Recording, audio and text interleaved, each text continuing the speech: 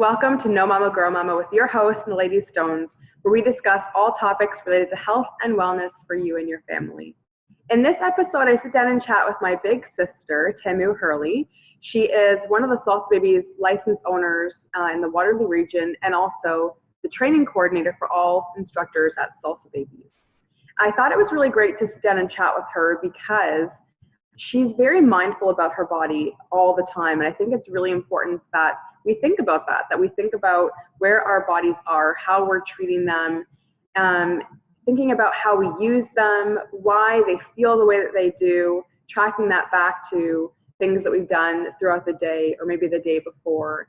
And so I really enjoyed chatting with her. We might have gone off into little tangents specifically about the pelvic floor. It's a new interest of ours, of course, but I hope you really enjoy our chat about being mindful and being aware of our bodies.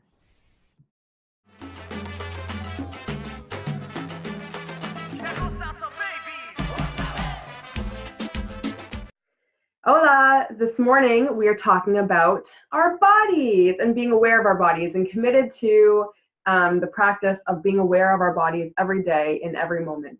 And so who better to talk about that with than my lovely big sister, Tamu. She is our training coordinator at Salsa Babies. And it really has been, I mean, you're going to talk about this, obviously. That's why I've invited you on the show today. But really talking about living that practice every day of being aware of your body and checking in with your body. And so welcome, Tamu. Thank you so much for agreeing to chat with me today.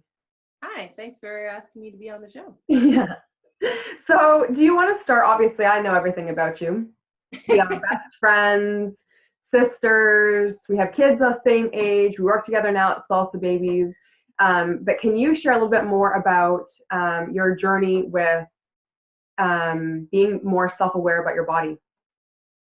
Well, where to start? Okay, so probably back in the day, like in my teens and early 20s, like most people, I didn't really think about my body, what I did with it, other than I will say I am a fairly cautious person, so I'm not like into extreme sports or anything like that. If I thought something would result in imminent injury, I wouldn't do it. But I also, at the same time, didn't really think about my body, so I didn't really take care of it. I kind of, you eat whatever you want, you do whatever you want, you stay up late, do crazy things.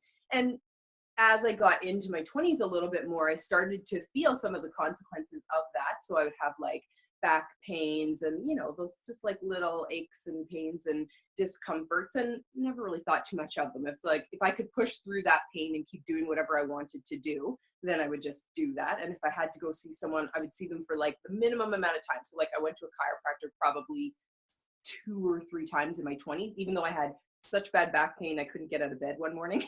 But I went for like the minimum number of appointments to be able to like just push through it and keep going. And I was like, oh, it just magically resolved itself, so I must be fine. So then move forward a few years, I moved to a different town with my now husband, and decided to start getting into yoga a little bit more, something I dabbled in before, but really started to get into it a bit more, and decided I wanted to do yoga teacher training. And I was thankful to have the experience of a not super rigid style of yoga teacher training that I went to. So it wasn't like super focused on alignment and posture like some practices are. It was really actually focused on the mind-body connection. So, using your practice on the mat to think about how you move off the mat. Just checking in with yourself and the emotional connections you have to certain poses, the physical connections you have to poses, why you like a pose, why you don't like a pose, based on what's going on in your body in that moment, regardless of every other day of the week, just in that moment, what's going on. So that really resonated for me. It made total sense to me that like your body changes every day. So check in with your body every day and take the practice off the mat. Make the mat a little microcosm for what goes on all day long, every week, every month, every year, forever. So I teach my yoga classes that way. I still teach yoga, not as much as I used to, and it's gone on and off, definitely depending on what goes on with my other work life and now with kids and a husband and, whatever I can fit into my schedule, I do try to keep it in there where possible. Yeah, and I'm not really, I will preface everything with like, I'm not really a gym person. I don't really love to work out. I know that I need to move my body. And so yoga is a way that I can like move my body in a way that doesn't feel like a hardcore workout. I've done hardcore workouts. My lovely sister here loves to go to the gym and used to drag me out of the house at ridiculous hours to do crazy classes with her, like that body bar pump class that made me want to hurt the teacher. It's just not for me. Like that push yourself really hard is not for me, even though probably I need it sometimes. So I guess, yeah, fast forward even more. Now I'm working with Salsa babies. It's something I had wanted to do with my first, and it never worked in my schedule. And then was able to pick up with my second son when he was about 5 months old. And now he's going to be 3 in less than a month, which is crazy. So yeah, so it started off for me just being really excited to find a program that's supportive of the postpartum body, because I recognized pretty quickly after my first that my body was changed, and I was pretty sure it was never going back to the way it was before, whatever that means. Even though I feel like we get a lot of weird messages that it's supposed to somehow go back, and like sorry, but it's never going back. Like it's forever changed. It is what it is right now. And that's what I need to worry about. And that's what I need to figure out and deal with and take care of. Because if I don't take care of my kid's mom, who will? So yeah, so I was really excited to find a program that took that into consideration. So it's not just about moving and sweating and spending time with babies and spending time with other moms. It's also about listening to your body and respecting your body and only working as hard as it feels good to today, which is exactly how I teach my yoga classes. So I was like, oh my gosh, this is perfect for me. So yeah, after spending a lot of time with our owner, Jennifer, who just happened to be the one teaching the classes in our area. So it was like perfect meeting, serendipitous happenings. I sort of transitioned into this role of being our training coordinator. So I get to share that message of take care of your body, listen to your body, teach these classes in a way that's supportive of your body, not just so that the moms in our classes can understand those things, but so that us as instructors also can understand those things. Because the last thing as an instructor that you want to do is burn out your body. If you're not teaching poses in at least some sort of good alignment, at least some sort of ways that respects your joints, respects, your posture, you're going to burn out your body as a teacher just as much as you could injure your students in your class. And most of the time we're going to feel it first, because I might be teaching 5 classes a week, whereas my moms are only attending once a week. So yeah, that's kind of how I ended up here. So now we're doing a little video series where we share a little bit more about how to be respectful of your body while baby wearing, because I baby wore a lot more with my second than I did with my first. With my first, it was like a little bit uncharted territory and I couldn't quite get the hang of it. But with my second, I baby wore a lot out of necessity. I had a toddler to chase and a baby that just really, really, really wanted to be with me all the time. So I was like, this is the only way. But I could feel it. I could feel how the longer I wore in a day and the more different kinds of activities I tried to do while wearing, sometimes I'd really feel it in my shoulders. I'd really feel it in my low back.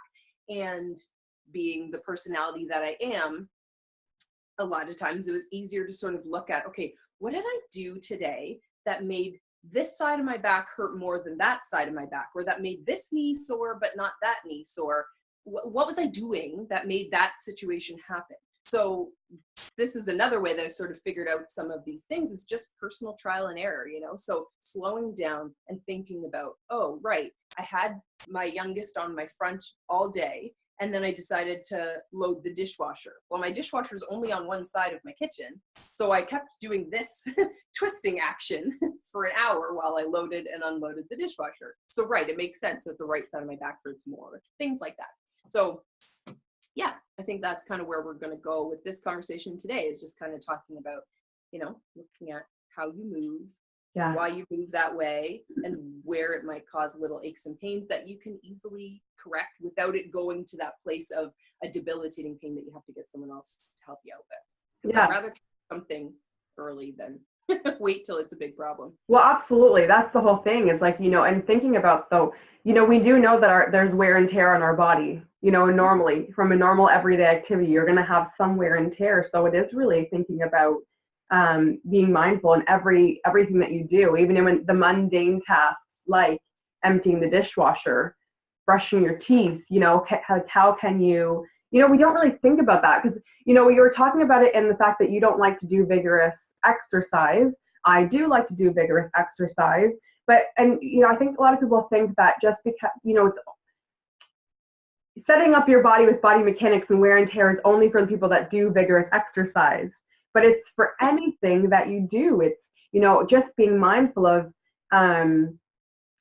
is my wrist in line with my elbow and my shoulder, is my shoulder back and down away from my ears, and like, it's, and anything that you're doing, not obsessing over it, but you could just check in and be mindful of where is my body in this exact moment in any task that you're doing. Totally. So I love that we're talking about this because it's part of your every single day. If you're moving your body, even if you're actually, even if you're not, if you're not moving your body, I'm like, yeah, you could just keep backing up and thinking about it all the time. And you can think about it at any point during your life. I'm seeing with my second child now, Morgan, I'm talking to you like I don't actually know you, with Morgan, my second, from the way that he was born, because he was born sunny side up. His neck muscles, and he also has a very large noggin. He's got a very big head. He's got very tight scalenes, so he's only 3 and he's got really tight muscles in his neck. So, we're thinking about that with him more now. It's at any point in your life and anything that you're doing, you think about where you're like, how your body is aligned. Mm-hmm. And I liked that you touched on, for in the postpartum period, it's not about getting back into shape, and unfortunately with Salsa Babies, our slogan is, what is our slogan? Dance your way back to shape with the best little partner of all. Right. So it's things like that in the media. And, Jennifer Matthews, thank goodness she's aware of that now. Like she didn't create that slogan, but she's like, we need to get away from it, because it's not about getting back into shape. It's about recognizing the changes in your body and, moving forward with that and treating them well. And being in the best shape you can be in every single day. Yeah. Not necessarily, like maybe you have a weight loss goal and that is, or you have a fitness goal, whatever that is, and that's part of being in better shape than where you are today. But right now, today, you are whatever shape you are. So understand that, love it as much as you possibly can, even if it could be better. It could always be better. Everything could always be a little bit better. I know I could do more. I could probably eat less chocolate. I could, do little things differently. But today, it doesn't necessarily matter all that much. I just try a little bit harder to do a little bit better and also be respectful of where I am right now. If I treat where I am right now in a not nice way, it doesn't matter what that fitness goal is or what the weight loss goal is or what it doesn't matter what the end goal is. You won't get there very well, or it'll take longer, or it'll feel more uncomfortable if you're not being kind and respectful to your body the whole way along. Because if I treat myself poorly today because I don't eat well and I think, well, I'm going to be in better shape later on, so I'll eat better when I get there. Well, how am I going to get in better shape if I don't eat well today and provide my body with the fuel to make it to that end goal? Or if I don't think about my posture and my alignment and how I sit, my joints may not make it to where I want that end goal to be. Right? Like we understand to an extent that sometimes those goals take training and little baby steps, but even just making it through that journey of life, takes care. You have to take care of your body if you want to get there. And I always sort of think back to an analogy that I think I sort of came across when I was doing my yoga teacher training is, comparing your body, for lack of a better sort of comparison, comparing your body to your car. We treat our cars way better than we treat our bodies in a lot of ways. We hear a little, ding in our engine and we go get it checked out right away. We generally speaking. Think about the way in which we drive our cars. We don't drive our car smashing it all over the road and banging into things. We try to be really careful and not, cause big scratches, because we know a little scratch on the outside is going to slowly erode away into rust if we don't patch that up and take care of it. Well, your body's kind of the same. And similar to your car, parts of your car have been tested to see how many revolutions can this piece make before it breaks down. We don't actually know what that magic number is in our bodies, and it may be different for everybody. Nobody can take your knee and go, well, it's got about 1,000 bends left in it. You don't know. So make every bend count. Make every bend feel the best that it can be, so that hopefully you can have as many possible bends out of those joints. You can have as many possible runs. You can chase your kids as many times, whatever, as there is possible in your body.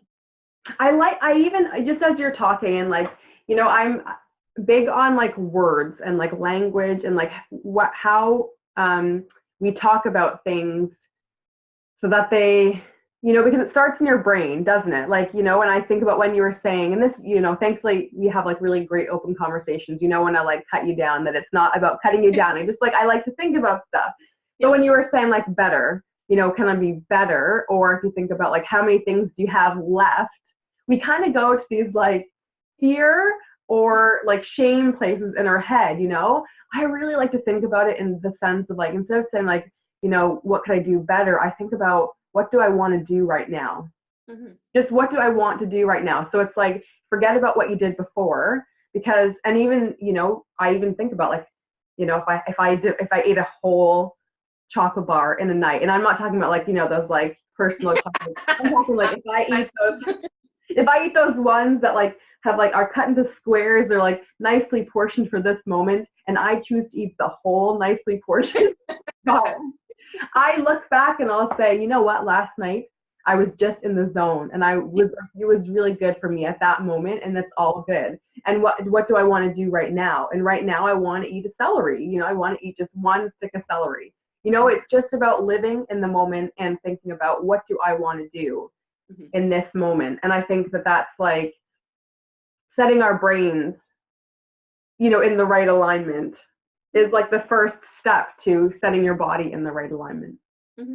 What else do you do in a daily practice? You said you wake up and you're where is my body right now?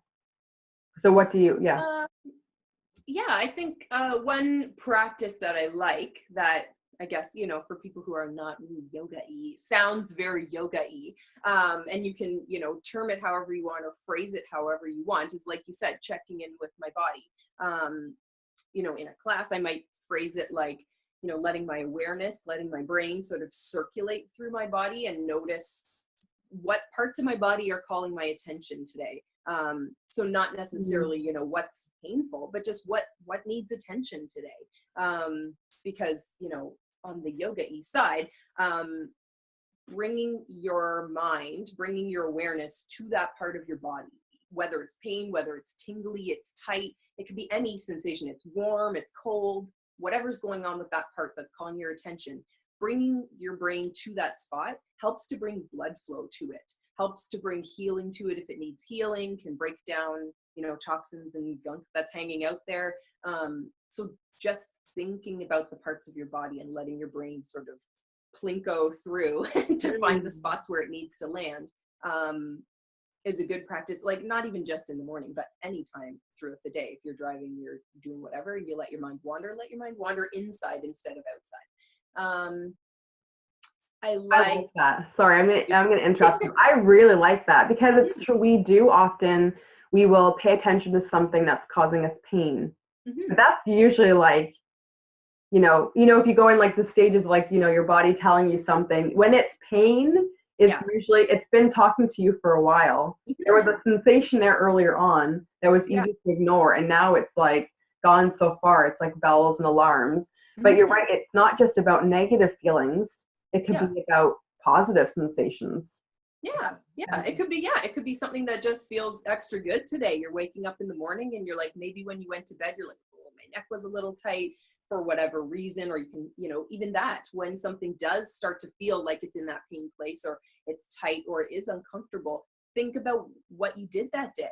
And I do this all the time. Just because I am really passionate about this. Just because I'm really excited about it doesn't mean I don't sometimes treat my body not as well as I could. So, you know, if I'm going to bed or I'm at the end of the night, I'm like, oh, why does my neck hurt? Why do my shoulders feel like they're up here? I'm like, right, because I was at the computer today and me and my computer don't get along very well. So the longer I sat there, the more my shoulders came up and I was so frustrated. And so I'm like, yeah, so now my neck is not feeling great. So when I wake up in the morning, I'm like, oh, my neck feels, you know, a little less tight now. You know, my brain's been able to process through those emotions, and now the tightness has come out of my neck. I've moved on from it. So I want to keep that today. And I'm going to try and keep my shoulders down, you know, just take a moment every once in a while to think about what you're doing and why you're doing it and the other ways that you could do it, you know, without using that better word.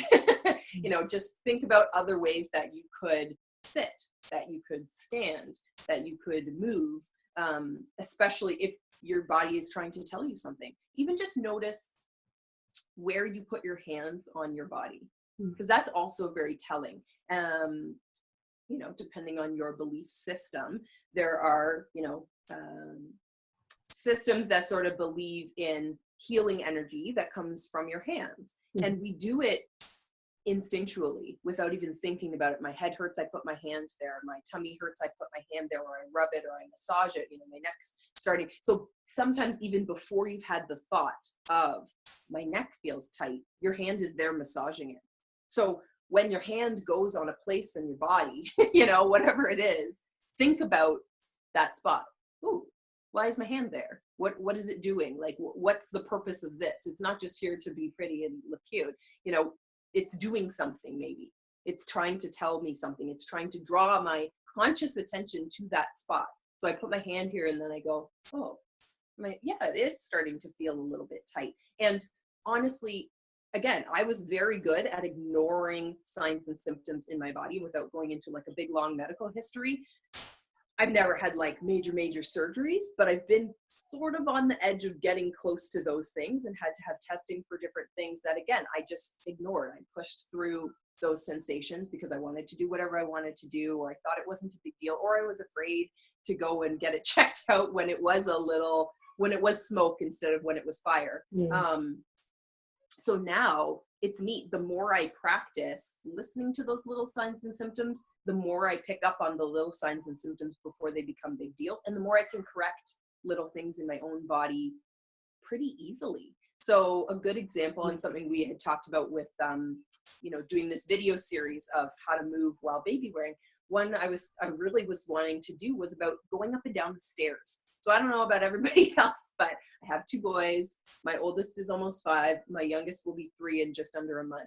So I go up the stairs 2 steps at a time, as fast as possible, pretty well every single time. Sometimes to my detriment, because I do fall up the stairs pretty regularly. But I was starting to notice like discomfort in my knee. And I'm like, why is my knee sore? And I am aware that when you haven't bonked your knee into anything, when you know you haven't walked into the coffee table, you haven't slipped on any Lego and fallen on the floor, you haven't, you know, bashed it getting out of bed in the dark. If your knee is just uncomfortable, it's just sore, it's just tender, sometimes it's trying to tell you something about the way that you're moving, because the knee is kind of a funny joint. It doesn't work the same way as some of our other joints. So all of a sudden I was very conscious of this because I am active. I do teach my classes and I try to teach them in a way that's supportive of my body too. So I was like, hey, I'm doing something. So I started with my classes and how am I moving in my classes, and noticed a couple spots where I'm like, oh, okay, maybe I'm, you know, pushing this a little too hard, or maybe I could dial back on that. But after a little while of correcting those things, the only spot my knee was bothering me was going up and down the stairs. So I slowed down, took a moment or 2 moments or whatever to go up the stairs more slowly, to think about, okay, when I jump up the stairs 2 at a time, I'm putting a lot of impact on my knee, plus my foot's here and my knee is way out here in space. I don't know if you can really see that. So it's like, you know, foot, shin, knee. Well, when my knee's way out here and my ankle's way back here, I'm using all the tendons in my knee to help move my body, which isn't exactly small, trying to move my body up the stairs. And I'm like, okay, well, no wonder my knee hurts. I try to practice good alignment of like knee over top of ankle like this when I teach my classes, but then when I'm moving throughout my day, I'm doing this. And I'm like, well, again, no wonder my knee is trying to tell me, hey, slow down on the stairs. And it's not like we have a super huge staircase. I have a back split. So really it's only like 7 or 8, max 10 stairs at a time. Do I really need to jump up them that quickly? Like, am I really shaving that many precious seconds that I'm getting back? No. But on the flip side, you know, trying to steal back those seconds by rushing up the stairs could cost me my ability to even go up the stairs at all in another 10 or 15 years. It's not worth it to me. You know, my kids can wait 1 extra second to get their socks, you know, and then I'll have that many more trips up the stairs to get those socks down the road or to do whatever I want to do, right? So slowing down throughout the day, paying attention to those little signs and symptoms that your body's trying to tell you, hey, you're not being very nice to me today. You need to change the way that you're moving. And then figuring out, you know, is it, you know, what am I doing that could make this less uncomfortable or more comfortable? I love what you just said too, because it makes me think, you know, like we're not all, you know, I love the fact that you said about, you know, what you think about this in your practice as a teacher, like a fitness instructor, yoga or salsa babies. You think about that stuff. And we don't really think about putting it in practice in our everyday life. You know, like you just think, again, it's like contextual and compartmentalizing. And I think, you know, even for a lot of people that will be listening to this episode, they're going to think, you know, well, I'm not even a fitness instructor, so it doesn't really apply to me. But we are teachers every moment if you have a child. You know, so it's a mindfulness practice, because it's like, you know, we always find ourselves saying to kids, like, slow down, be careful, slow down, don't do it that way. But we're not really practicing what we preach, you know, and that's, you know, we're not really we're not being mindful about our own bodies and what we're doing with our bodies. They're watching us though, you know, so like they're learning that rushedness from us, right? You know, so it's just so neat, like, to think about it in that way. You when you said, like, how you're doing it for your kids, like you're going up the stairs 2 at a time to get their socks or whatever. You know, it's just thinking about the fact, like, it just does apply, like, in every facet of your life, you know? Well, I mean, you know, my oldest, Reese, and I have a lot of personality traits that are common and in a lot of situations. So watching him go up the stairs sometimes is my reminder to slow down on the stairs, because that kid goes up the stairs the same way that I did for a very long time, which is as fast as possible. He goes like all fours, hands and knees, trying to clamber up the stairs. Well, his hands are slipping and his legs are like he just looks crazy going up the stairs. And I'm like, when I watch him, like, oh yeah, I've totally done that a million times, like, no question. I'm sure I've done it even like since having kids. It's a little harder to get down that low now, but he totally goes up the stairs exactly the same way that I used to. And so again, I think like he inherently has those personality traits to like be sort of rushing everywhere that he goes. So I need to show him that example of like slowing it down. So like I can just see that example of he's watching what we're doing, or it's just part of who he is. So then I need to, you know, set that example of, even though some part of your brain feels like every time I go up the stairs has to be with urgency, slow down a little so that you don't hurt yourself, so that you don't end up back down at the bottom when you're trying to get to the top. Yeah. And then you recently did the Belly's Inc. training, right? Which is really cool. I love, you have a picture on your Instagram, if it was yours or someone else that in your class, about posture. And you know, like, you know, I wish, I want you to do an assessment on me soon, like, because I stand in my mirror and I'm like, I look at myself sideways thinking like, okay, my shoulders are there. But they're supposed to be here. Right. But oftentimes when I correct my posture because I'm uncomfortable, I probably go way too far the other way. Anyway, so let's talk about that a little bit. Like, what did you learn in that course? You don't have to talk about pelvic floor health. I was like, what I learned in that course was like, we could do 6 calls on that. I want you to do an assessment on me soon, like, because I stand in my mirror and I'm like, I look at myself sideways thinking like, okay, my shoulders are there. But they're supposed to be here. Right. But oftentimes when I correct my posture because I'm uncomfortable, I probably go way too far the other way. Anyway, so let's talk about that a little bit. Like, what did you learn in that course? You don't have to talk about pelvic floor health. I was like, what I learned in that course was like, we could do 6 calls on that. The simplest things that I learned in Okay, well, first of all, what's Belly's Inc? Oh, okay, I guess we did talk about it before because I did already do an interview with Samantha Montpetit-Wins, one of the co-founders, and she was not at your training, is that right? No, she was not at that. your training. What is Belly's Inc? Oh gosh, I don't know if I could give like a really good explanation. Like I just said, there are a couple episodes. Yeah, go ahead.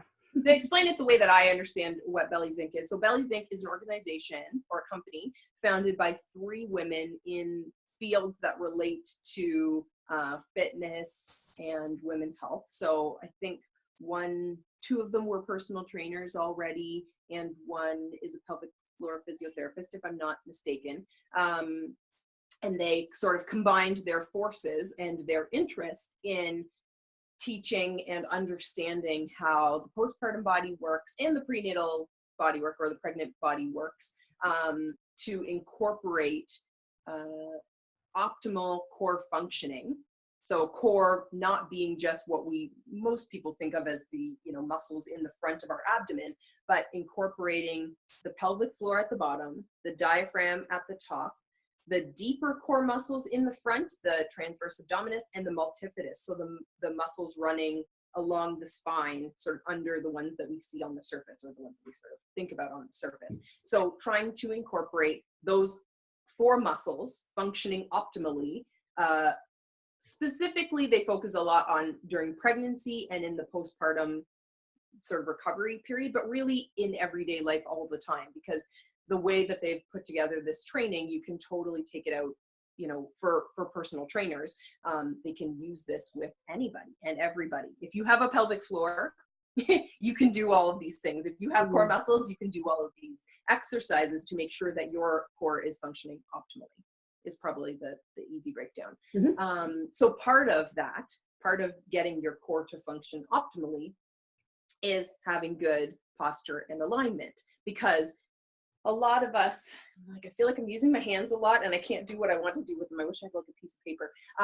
A lot of us, especially after having babies, have this funny sort of S-curve type posture going on to our body. So our pelvis pushes way out in front, but our back rounds around. We sort of end up with our spine a bit curved because we were accommodating for this big belly out in front.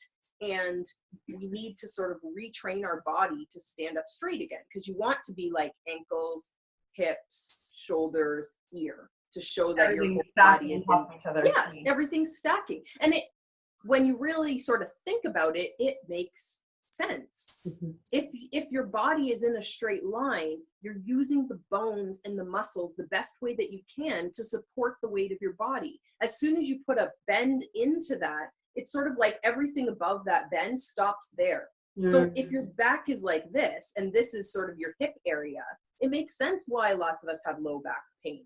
If your knees are way out here and your ankles are way back here, well, that makes sense that you have knee pain, because all of this weight is sort of plinkoing down and stopping at that point. And then all of this weight sort of plinkoing down and stopping at this point, instead of everything sort of. So all the weights rest. I was like, what did you mean by stop? All the weight, if you're bent at a funny angle, all the weight will sit then. Like if I'm bending to the side, all the weight would stop and be resting just on my hip, as opposed to being the weight being distributed across your whole body. Okay. Exactly. Yeah, so it's same as like another maybe good example sometimes, like sitting in a chair. If you lean all your weight over to one hip and sit there for a long time, that one butt cheek's going to fall asleep. That one hip's going to start to feel uncomfortable. If you distribute the weight evenly on both sides, the weight actually then transfers down into the chair a bit more. Right. So get that even support in your body. And, when we, if you sit, say, with one shoulder up all the time, we shorten these muscles. These muscles get trained to only work as far as we push them to, or as far as we ask them to. So if you always train your muscles to sit in certain postures, or to, you train your whole body to be in this curved position, the longer you do it, the longer your body will be prepared to stay this way, because the muscles will shorten where they need to and lengthen where they need to make it possible to hold you like this. So this is why it's really interesting. And it was on my Instagram, we sort of did like a before and after of our posture, and they have a number of them throughout the course material showing before and after of certain people's posture. Because it's neat, like when you look at what your body was before, most of us, it sort of starts to look normal because we're used to seeing everybody like that. But, you know, we talk a lot in the course about how normal and common don't mean the same thing. So improper posture or poor alignment or misalignment are common, but it's not really normal. Right. So when you try to go into that optimal alignment and stack your body up, super awkward. And it was funny that you said, you know, when you try to adjust yourself, you're like, oh, I'm probably going too far back. In most cases, you probably aren't going too far back, I would guess, because even just getting into proper alignment in the course with the assistance of somebody else looking at you, because it's sort of hard to do totally on your own until you've done it a few times with somebody and you sort of feel what it feels like. Doing it with the assistance of somebody, you start to feel like you're going to fall back a little bit. It's sort of common for people to have that sensation of falling back, especially when you bring your rib cage over your hips. Because again, most of us, I think a lot of women, especially with, you know, having had babies, your rib cage starts to come out in front and your chin sort of pokes back or pokes out. So when you bring it all back, you start to feel a little bit like, oh, I'm going to tip backwards. So it's interesting. And it's hard to correct yourself, as I kind of said. So even though I've done it with and it is like retraining. It's not just one time you're going to like put yourself back and, you know, you're slowly going to come forward again. So it's like, oh, I've done it. I've gone forward again. So it's like, just, okay, where do I need to put my body back into that place, you know, like just letting it shift and reset. Yeah. And self-correction, there's not necessarily anything wrong with that. Like you can totally try to self-correct if you have a long mirror that you can stand in front of, or stand, I guess, like with your shoulder too. And you can sort of look at where your knees are in relation to your ankles and where your hips are in relation to your knees and try to get everything in one straight line.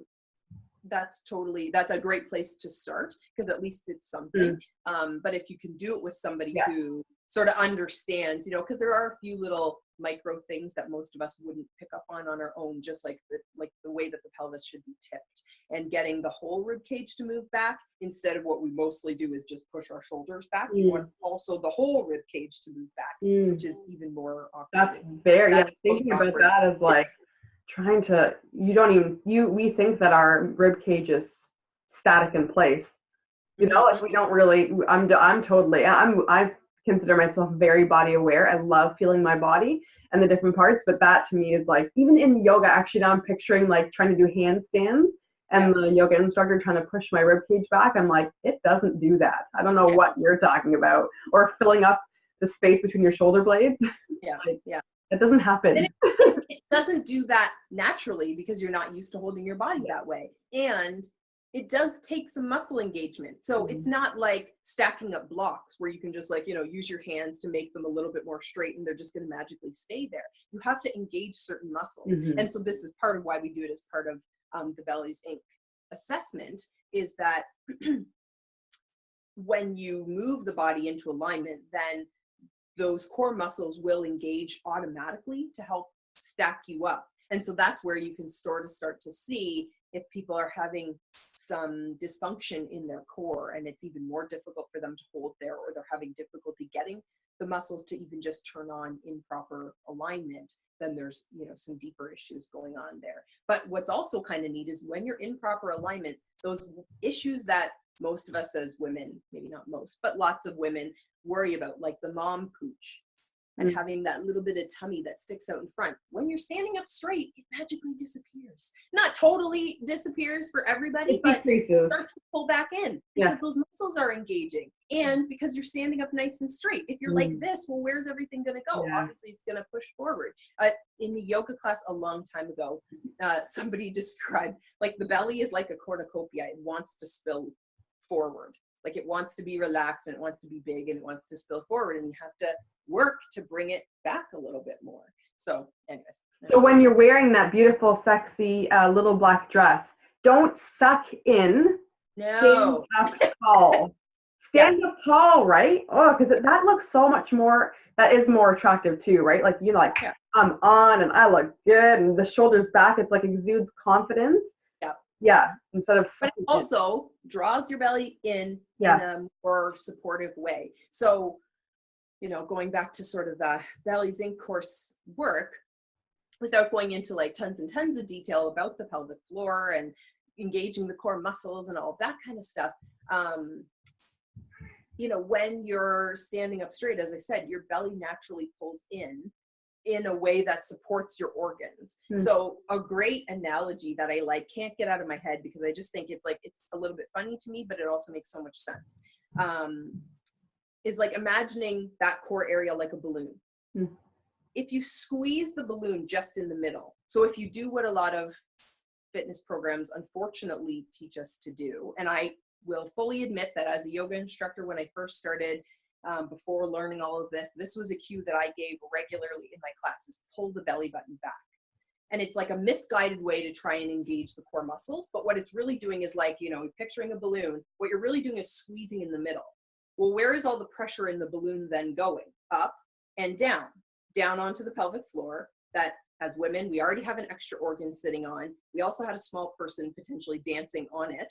The last thing we need is more pressure moving downwards, unless your goal is prolapse. You don't want more pressure going downward. What we want to do is evenly squeeze the balloon from all sides, kind of like, those little egg tests where you're like, if you squeeze it evenly from the top and the bottom, it won't break. If you squeeze that balloon evenly, it will contain the pressure evenly. The organs will stay where they're supposed to stay. The pressure will stay where it's supposed to stay. And then you can move from a more strengthened and supportive place. So when you're in your little black dress, if you can learn how to properly engage your pelvic floor, if you can learn how to have good posture and alignment, optimal posture and alignment, and keep everything, those muscles are going to naturally engage all four together synergistically, which I just think is like a fun word to say. Synergistically, we can engage all of the muscles in the core to hold everything where it's supposed to be, as opposed to sucking in your gut and squeezing all this pressure up and down in a way that's going to further damage your body on the inside. And that's, unfortunately, for some of us, pelvic floor issues are not something that you even have a lot of symptoms for. So some of the symptoms that some women have are like incontinence. So even a little drip when you start to laugh, a little drip when you sneeze, when you cough, a little drip that comes out anytime you're not sitting on the toilet wanting to pee, that is considered incontinence. So it's a big umbrella with a big range in it. It could be a full pee, but it could also just even be the teensiest drip. Well, squeezing in at the middle, putting pressure on your pelvic floor, makes it even more likely that you're going to have those little drips because you're being like kind of mean to your pelvic floor. So if you can go to somebody, a pelvic floor physiotherapist, or somebody who has learned, like the Belly Zinc course, that core confidence program, who can help you to engage all those muscles and help them work nicely together, then you're going to have a nice pulled in tummy without doing crunches, which do the same thing. They put more pressure into that core area. Without wearing waist cinchers, which like freaked me out when I first learned about them, and freaked me out even more because it's the same thing. Now you're using an external device to squeeze your balloon and keep it squeezed all day long. Yeah, and it's scary. So we've had a beautiful conversation. I didn't even plan on talking about the Belly Zinc thing, but I love talking about pelvic floor. And I think, I did a pelvic floor info session in Collingwood with my Salsa mamas and one of the pelvic floor physiotherapists. And it's amazing, when you do reconnect with your pelvic floor a little bit. And like you said at the beginning, when you start to think about something and become aware of it, you send, you send more blood flow down there. And it's like, I haven't gone for my pelvic floor assessment yet. It's on my to-do list. I really do want to go. We're getting close to Christmas, so I know it's probably going to be a New Year resolution, first thing of the new year. But it's amazing, when you send your thoughts down there. Wow, it's a little bit helpful sexually as well. You know what I mean? It's amazing when you reconnect with your body and start listening to it, the positive that comes out of it. But I would like to sum up our conversation, and I like to always ask at the end of every episode for the guests to say 3 things that they would like to share with new parents, new moms, or, you know, because this conversation is for everybody, just 3 things you'd really like to leave us with. Just 3, eh? I know. Yeah. Yes. Yeah. Just Okay. 3. My first one is just listen to your body. Listen to your body. It knows how it likes to move. It knows how it needs to move. It knows when it knows. I was thinking a bit to like Santa Claus. Like, it knows when you've been sleeping. Oh. It knows you're awake. Your body knows. It knows what it needs. It knows what it needs from you in a more conscious way. So listen to it. Take a moment. It can be a 1 second to just pay attention to some part of your body every single day, because you only get one. It's not like a car that you can go and buy a new one or replace parts. Well, sometimes you can, but replacing parts has side effects. Take care of what you've got now so you can keep it for as long as possible and use it in the ways that you want to well every single day. I guess my number 2 is I really want people to let go of the idea of getting back to something. I want to get back in shape. I want to get back to my pre-baby weight. I want to move back in time somehow. Like, I don't have a DeLorean where none of us are going back in time. I'm sorry. I hate bursting that bubble, but I kind of love bursting that bubble at the same time, because if we accept and love the body we have right now and try to make it as happy and as healthy and functioning as well as it possibly can, you will get to a place where you feel happy and you feel self-love and you understand self-care so much better than when we think about the past too much and we dwell in that getting back, then we sort of are shaming and not loving where we are right now. I love my body right now because this body, as much as it has little bumps and scrapes and stretch marks and crazy things that it does that I don't even still understand, it made it possible for us to have the family that we have. So I need to love it and respect it because it's the only body that takes care of these little people that it brought into the world. So love it, take care of it, love it every single day, dress it well, feed it well, fuel it well, move it well. Oh, what's the third one? I'm stalled now. I guess, I don't know, going back to the pelvic floor thing, because that's like an area that I'm really excited about right now, which sounds weird. Get your pelvic floor checked out. Go to somebody a pelvic floor physiotherapist, I think should be like an automatic referral or an automatic recommendation after everybody has had children. It's an invaluable tool. There's things that person can tell you that your gynecologist, your general practitioner, yourself can't possibly see and understand. You know, we can't all be experts in everything. This person is an expert in understanding how pelvic floors work, how to assess how they are working, and how to help them work better. It doesn't have to take a million sessions. They'll give you exercises that you can do at home to, again, take care of and love your body. And if you can, if you're gonna, get out there, get out of your house and move more, or even in your home, move more. It starts with understanding how to move your body the best ways that you can. And that includes the internal structures as much as the external structures. Thank you for your number 3, because what you just said about your gynecologist, your midwife, your obstetrician, they don't look at the vagina the same way. Because I am a nurse, people love to ask me muscular questions. And I always feel bad about it, but I'm like, I can't answer that question for you. I can tell you, yes, that is that muscle that you're talking about. I know which muscle that is, but I don't really understand what it's doing.